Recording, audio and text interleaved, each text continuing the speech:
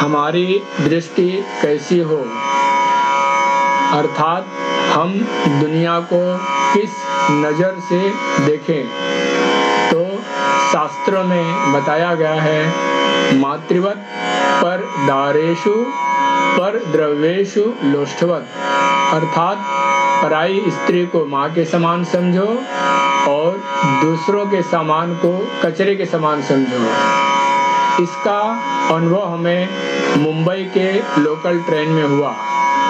मुंबई के अश्वमेध यज्ञ जो 21 फरवरी 2024 से 25 फरवरी 2024 में हुआ था, उस यज्ञ में लखनऊ के एक भाई साहब हमारे साथ काम किए हुए थे। अपने किसी कार्यवश वे जुलाई महीने में मुंबई आए थे और प्रेमवश हमसे मुलाकात करने के लिए कहे। हमारी उनकी मुलाकात हुई। हम जयनगर रहते हैं, सानपाड़ा सेक्टर 10। मुलाकात करने के बाद जयनगर स्टेशन से गोरेगांव जाने के लिए लोकल ट्रेन पकड़े। 2 जुलाई 2024 शाम को 5:59 की गोरेगांव की ट्रेन में चढ़ते ही छाते के डंडे जैसा स्टिक उनको नीचे पड़ा हुआ मिला। उन्होंने उसे उठाया और वे समझे कि उनके छाते का डंडा निकल गया है। उन्होंने अपने छाते का डंडा देखा तो सही सलामत था। तो उन्होंने लोगों से पूछा, यह किसका है? तो किसी ने जवाब नहीं दिया। वे उसे हमारे पास लेकर बैठ गए। हमने उसे ध्यान से देखा तो मोबाइल से सेल्फी खींचने की वह स्टिक थी। हम घाट के ऊपर जाने के लिए कुर्ला उतरने लगे।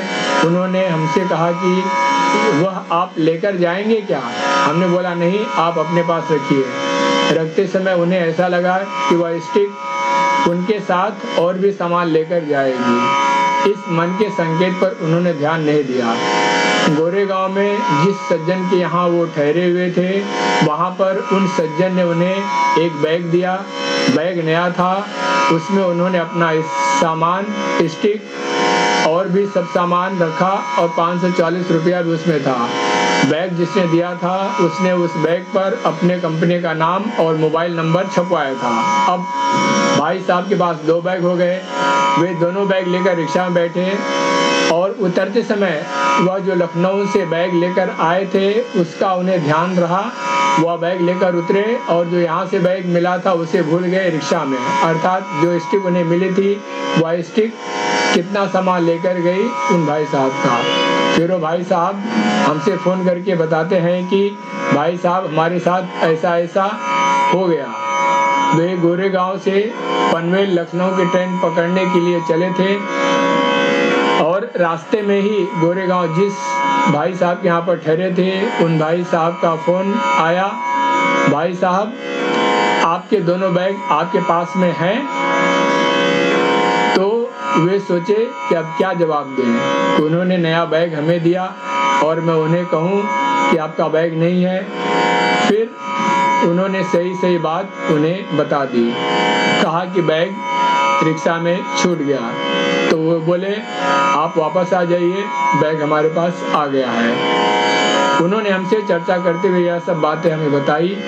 फिर हमें शास्त्र की बात ध्यान में आई कि हमारी दृष्टि कैसी हो। शास्त्रों में कहा है, मातृवत पर दारेषु पर द्रव्येषु लोष्ठवत आत्मत सर्वभूतेषु यह पश्यति स पश्यति, अर्थात पराई स्त्री को माँ के समान समझो और दूसरों के सामान को कचरे के समान समझो।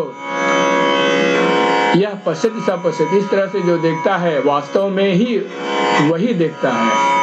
अब एक प्रश्न यहाँ पर यह उठता है कि जो दूसरों का सामान चोरी कर रहे हैं या हड़प ले रहे हैं, उनके साथ यह सब घटनाएं क्यों नहीं घटित होती?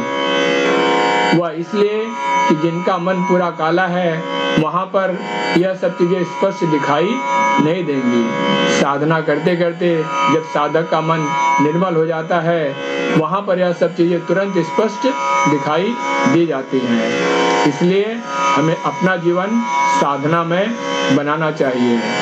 शास्त्रों में कहा भी है, निर्मल मन जन सो मोहि पावा, मोहि कपट छल छिद्र न भावा। धन्यवाद।